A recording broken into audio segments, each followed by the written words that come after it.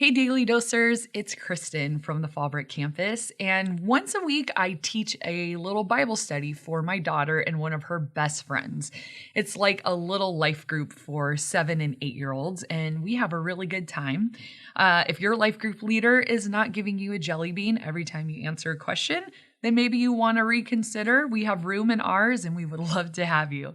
One day I asked them, though, I said, "So why do you think God made us? Why did God make people?" And they both shared a similar idea that God must have been really lonely without us. Before we existed, God was just kind of floating around alone in this dark universe, and he just had an idea. I should create humans so I'm not so lonely.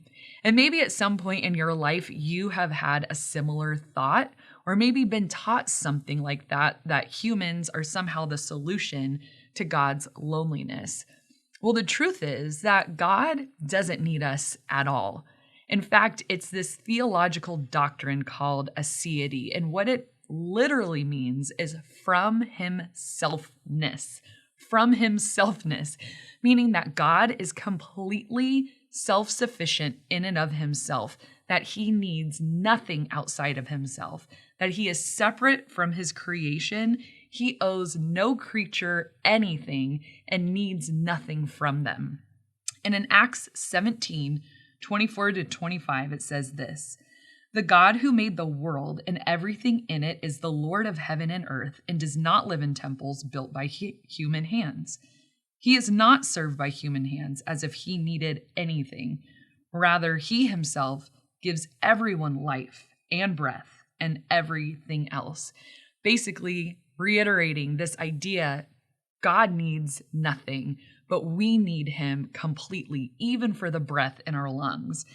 And when we truly grasp this concept, it makes the gospel even more profound, that the gospel depends on a God that does not depend on us. Because if God is self-sufficient, then that means he's also self-attesting, meaning that he's the very criterion, the very basis for truth. He doesn't merely possess the truth, know the truth, and speak the truth, but he actually is the truth.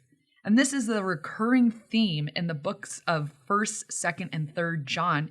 He, in 2nd John, 13 little verses, mentions truth 8 times because John actually walked with this truth. He walked with the one who is the truth and saw the gospel unfold right before his eyes in real time. Walked with Jesus, the God who doesn't need us, but chose to exist with us. He did not want to exist without us. It was his choice to exist with us.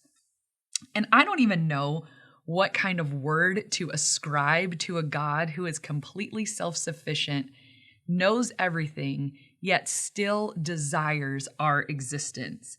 And here's what blows my mind even more, is that our existence was actually at a great cost to him. Because sometimes I think about the fact that it actually logically would make a little bit more sense for God to continue to exist without us, because our existence did cost him something. Our existence is a great consequence to God. We're a source of joy, but we're also a source of great heartache, and God knew the gospel before it even played out, and he still chose to go through with it, knowing what he would have to do to redeem us, to buy us back. And then once he did that, he wants a relationship with us. He wants to know us and be known, and he wants us to know him. He wants to be in relationship with us no matter what the cost might be. And to me, there's just no word in my mind, in my vocabulary, that I can find to describe that.